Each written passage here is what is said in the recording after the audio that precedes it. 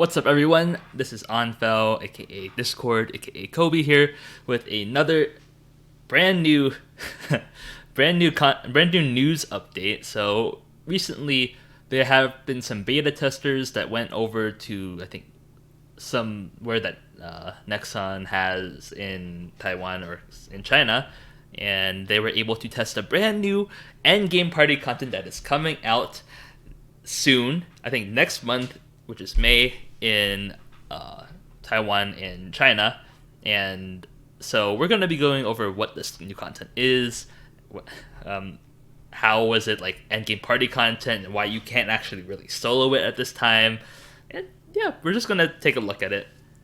I'm gonna explain it to all you all. So for this new content, there are a few specific requirements that Nexon has implemented. So first off, you need to have one of these three new techniques to enter the mission. Now I will explain what the new techniques are in a little bit in the next few slides, but just so you know, you need one of these three techniques to enter the mission, or else you literally cannot enter the mission. Pets can't be summoned like Magmel or Seven Nightmares. Players can't drink potions, which is a big one, and it's actually pretty important for one of the texts later.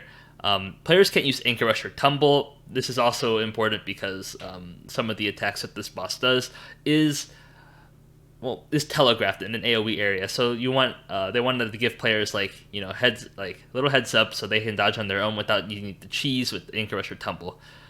If a player switches techniques to a different set that has a different technique of these three, which is, like, for example, you switch from the healer tech to the damage tech, then you will have a 10-minute cooldown on switching techniques in the future. So basically, if you want to switch techniques, you can only switch once to a different technique set per my phone went off per run, basically, because it's the time limited to 15 minutes, as the next point we'll say right there.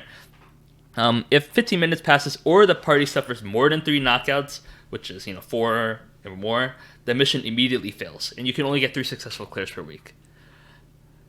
Normally, these rules don't seem very difficult, right? Like we're used to this all the time, it's not really, but we had worse conditions, right? So what's so special about this that has gotten some endgame players kind of hyped up or scared?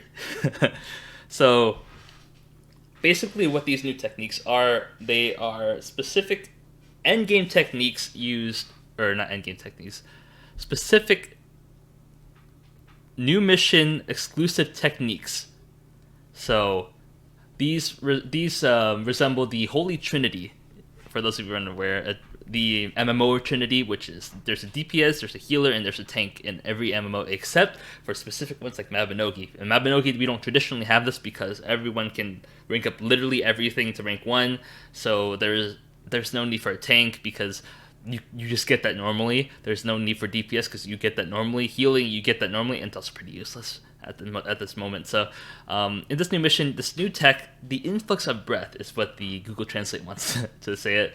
If you want to, I can't read Chinese, so if you want to help us out with a better translation, feel free. The text is right there. But the requirement is that it only works on the new mission, right? So you can't use this anywhere else except the new mission, the new boss mission. So it gives you 3,000 health. It reduces your music buff effect by 30. My tablet's going off. Sorry.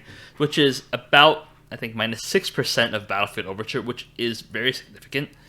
Exploit weakness duration is increased by 1 minute total. Sending Relentless Assault duration, Relentless Assault, and Lance Charge will have mounted bonuses even when dismounted. So this is actually important in this mission because you can't summon pets at all. So they wanted to give Lance Charge a buff because Lance Charge will be completely useless if you don't have mounted bonuses. Next, we have the Guardian Momentum technique. This is the defense technique. It gives you, same thing, you can only use it in a new mission. So it gives you 4,000 HP. It reduces their damage dealt by 50%, which is damage and magic damage. You get reduced damage taken from enemies by 40%, which means you take 40% less damage. You have minus 30 music buff like before, which means minus 6% of your Battlefield Overture at normal. Vital Surge will give you an additional 10,000 HP, ginormous, by the way. Iron Will have unlimited duration while you have this tech on, and Tenacious Tunt will have, I think, a bigger range and unlimited duration. So, as you can see, this is indeed following the holy trinity of MMOs. We have a DPS, we have a tank role, and now we got to end it off with the healing rule, which is the Blessing of Tolerance, or whatever someone else was to tell me in the comments. But it only works in the mission. You get 1,000 extra mana and stamina. You do half damage. Your healing skill is increased by 1,000%, and your party healing skill is increased by 250%. That's a huge buff, right? Since normally you would heal about 50 per healing tick, now you heal about 500, and party healing will heal about 300 per tick. I think, no, more than that, right? It's like 700 per tick. So that's pretty big. Music buff effect increased by 10, so the healer role is the support role, kind of, where they're the ones who BFOs or who he heals everyone because you can't use potions, right? Their Zone of Renewal duration is increased by 30 seconds. The effect is increased by 2.5 seconds, and Fate Weaver is increased by 30 seconds. So they're the buffers, they're the healers, they're the ones who are backing up the rest of the team. Did I mention that this was for 4 players only? Yeah, 4 players. It's a 1 to 4 player mission. So I think generally what happens is that there would be 2 DPS people, 1 tank, and 1 healer. I believe there is a mechanic later on in this boss fight that requires the use of the tank role, so you actually need it to survive, which is why which is how they are balancing this mission. So this is the boss. I don't know the name of this boss. It looks like Talik from the end of G23. It has 10 million HP. It's immune to Brionac after a certain amount of hits. It doesn't have any passive defenses from what I've seen. I could be wrong. It could have like natural shield or mana deflector, but I've never seen the proc heavy stander. It has a multitude of different attacks. I think around 7 different attacks. It has enrage mechanics, which if it drops below a certain percent of health, it begin doing different attacks. And has DPS check mechanics, which I'll explain a little bit later. But that's just a general overview of this boss. So this is its swipe attack. It starts charging up the attack like up in the corner up there. You can tell if it's going to finish the attack when the inner fan reaches the outer fan. The attack will be executed, and I'm getting pinged randomly. Okay, it's gone. So it takes about 2 seconds to execute from the beginning of the attack until the fan reaches the end of the outer fan. So this attack is very telegraphed. It does some damage to you. Just dodge it, alright? You can't use Anchor Rush or Temple, just click out of it, or make sure you're always at a safe distance away from the boss. And this next mechanic is the Earthquake attack. This is another similar attack, but instead of a fan, it's a circle. When the inner circle reaches the outer circle, the attack will be executed, and it takes 4 seconds to execute. So, again, it's very telegraphed. Just run away, don't get hit, or if you do get hit, just let your healers heal you up. And so this is the DPS mechanic, the DPS check mechanic. This is the recovery shield. I'm going to call it the recovery shield. This is probably called something completely different. The boss becomes invincible during this attack. It's only usable when the boss drops below 70% HP around. All the players will have 45 seconds to defeat 3 zombies, which are seen right there. So there's a red zombie, a blue zombie, and a green zombie. All of them correspond to their specific damage types, and they will take 1 damage otherwise. So they have around 1 million HP. You have to defeat all 3 of them within 45 seconds. That's kind of rough. The players don't, especially if the players don't defeat zombies at a time, the boss will do a frozen blast kind of attack to every one of the party members that will stun them for 5 seconds, and it will restore 10% HP for each zombie not defeated. So the party will have to coordinate and work together to defeat all 3 zombies in order to move on, right? Or else they'll keep healing up, and you only have 15 minutes, so you can't sit there forever, and you can only die 4 times. So I think this will probably be the most infuriating part to most party members, or to most parties that will try to clear this mission, is just trying to see how they can beat the zombies in time. So for NA people, definitely if you're an elf, try to get better, good Magnum shot gear for this to defeat the green zombie. If you are a human or giant, I would suggest you get dual guns. I think guns are very good against the zombies. The magic one, you can either use alchemy or magic. So I think people with ERG 45 cylinders would probably use like Flame Burst or Water Cannon to burst on the zombie. And then the red one, most people, endgame people would have Perseus Knuckles at this point, so they would just gun it or punch it down with Perseus Knuckles. And so next is this bomb attack. It's like some kind of disgusting little pile of mush. So it's only useful when the boss drops below 30% HP. It can be placed anywhere within the arena. When inner circle reaches outer circle, the attack will happen. It takes about 5 seconds to execute. Apparently, according to the link I will put in the description below, somehow you can move this around somewhere and make it explode at a different place. I think that's part of a different mechanic. I have no idea. Players, I'm going to tell you, spoiler alert, players were not able to beat this mission yet. None of the testers I've seen were able to beat this mission. So, yeah, this is one of the other attacks. I no idea really what it does. So let's go to the next one. This is the poison attack. So the boss will attach a circle to the player.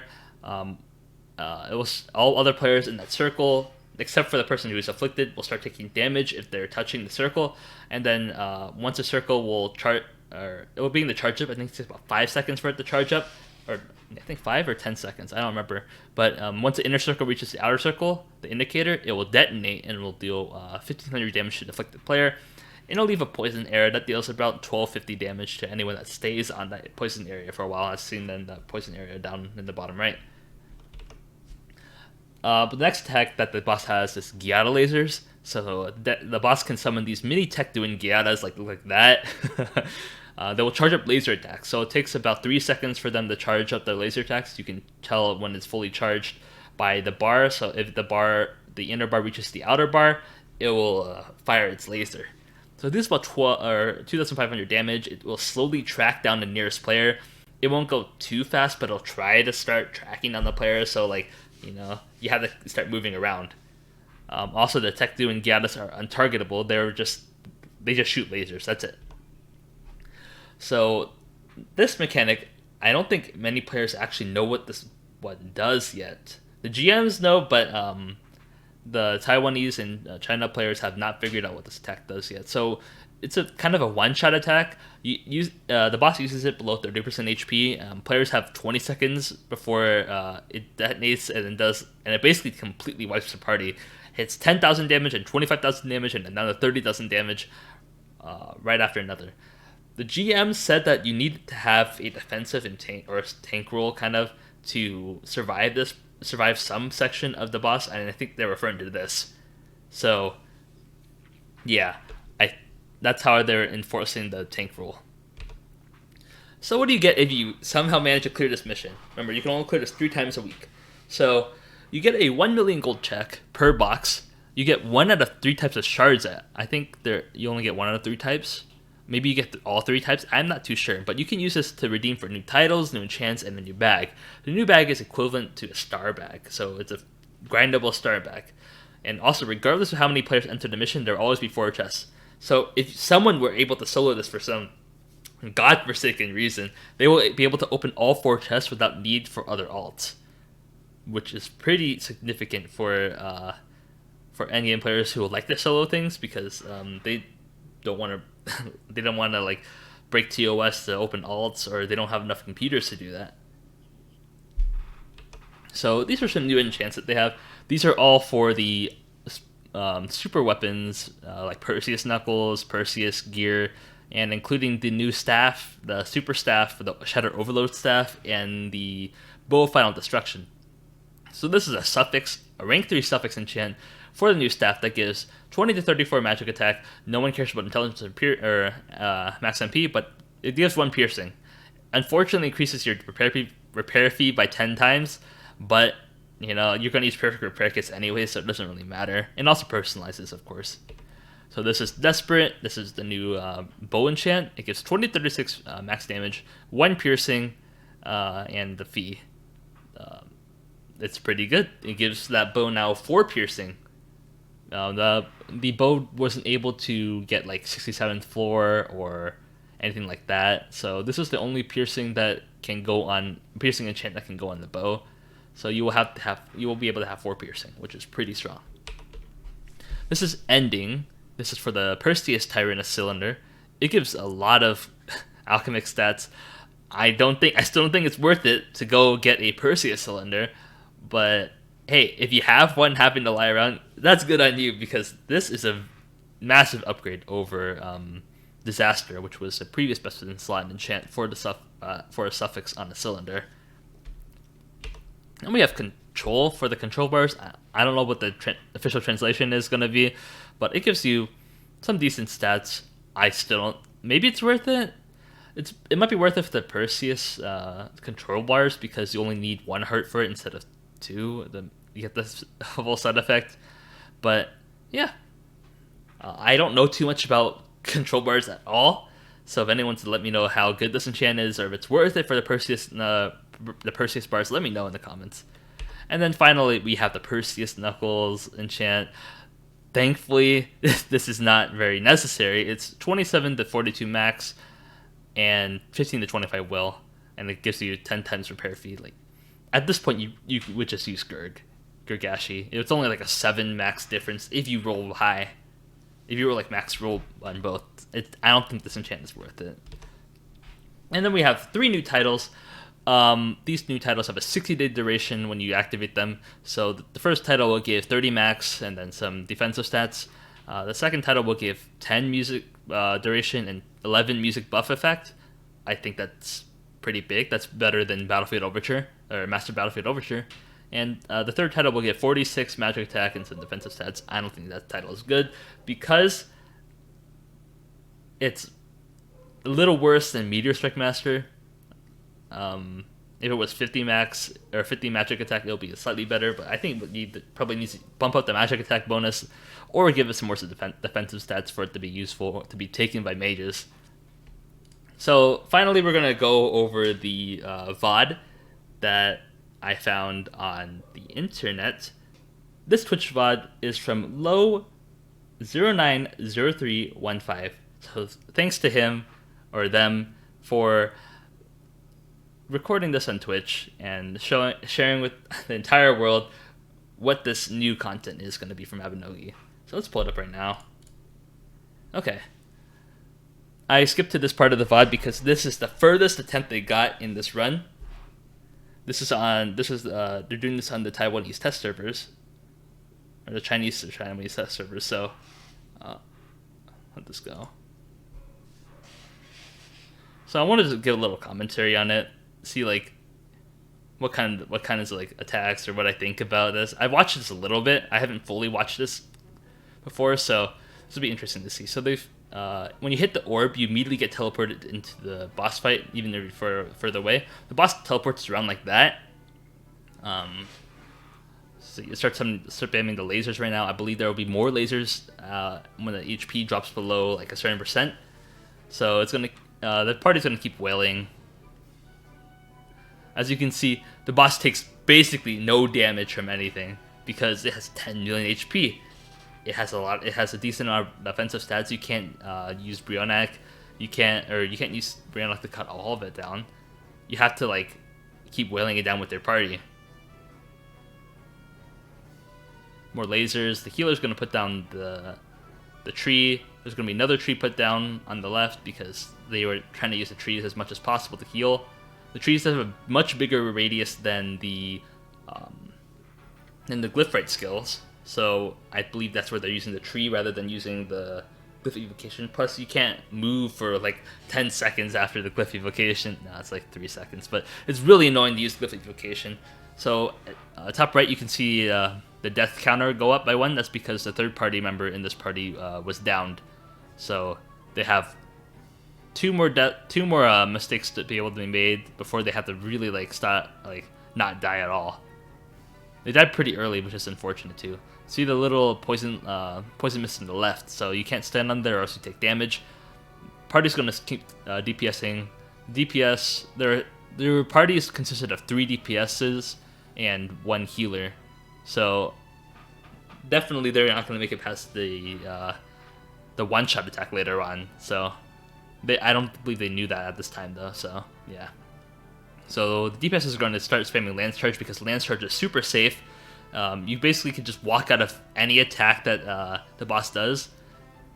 So I think for this boss, I believe that the best things you want to use are Lance Charge and bows. Lance Charge, bows, and Knuckles if you want to like get in close. If you can get in close, I should say. So more Lance Charge, more fighting happening. Lance Charge, DPS, DPS. Around this point is when it's going to start trying to summon the zombies. So look forward to that. Yeah, 2 minutes and 30 seconds in, they only reduced it down to about 60% HP, and then I believe right around here, it's going to start using the shield. No, it's going to do in a little bit, I think. Not now. Boss is trying to switch aggro, I think. Just getting it stuck a little bit. More lasers. Ooh, it's a nice little Lance Charge there. I believe the yellow numbers indicate they have some kind of buff. I don't think we have that in NA yet, so that's what that buff or those yellow numbers mean.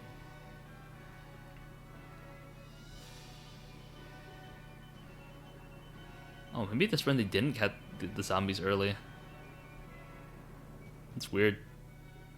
Okay, so little message that pops up saying, "Hey, they got hit by the buff. Don't go to them."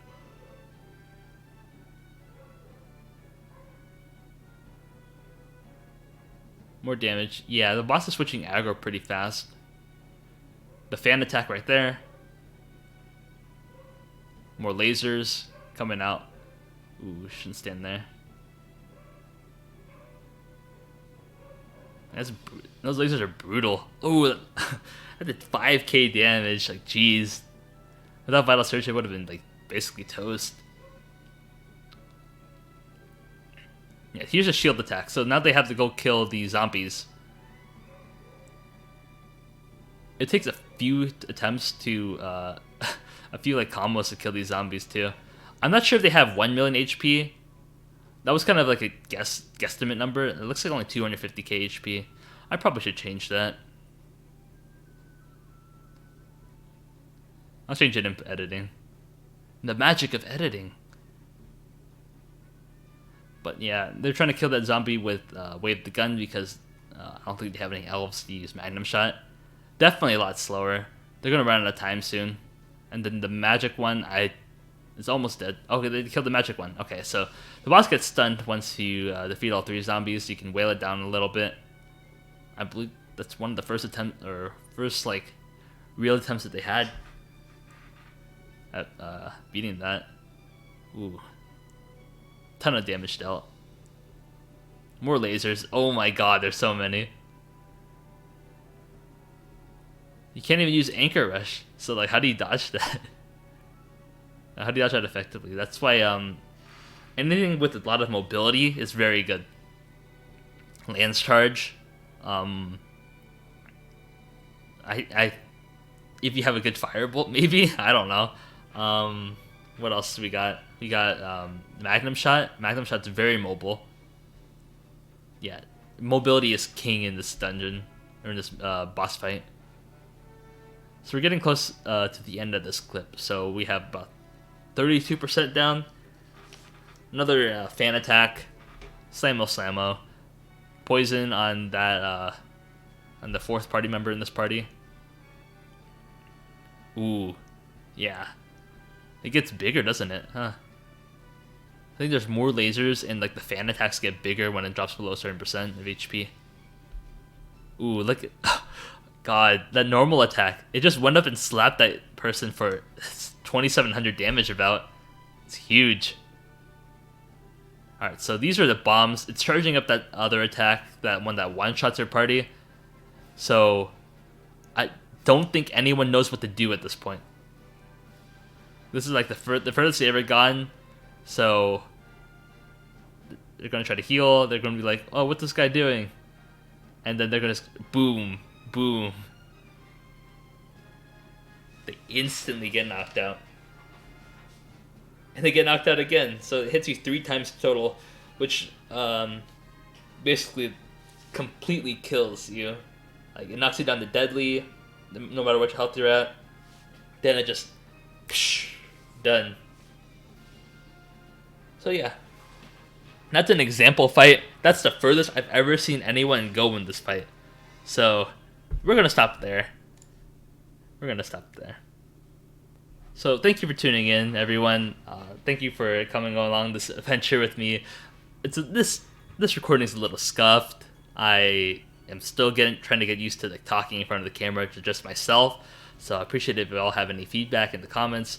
And yeah, I'll put all my links in the description below. Shoutouts to Low Numbers for having this VOD up.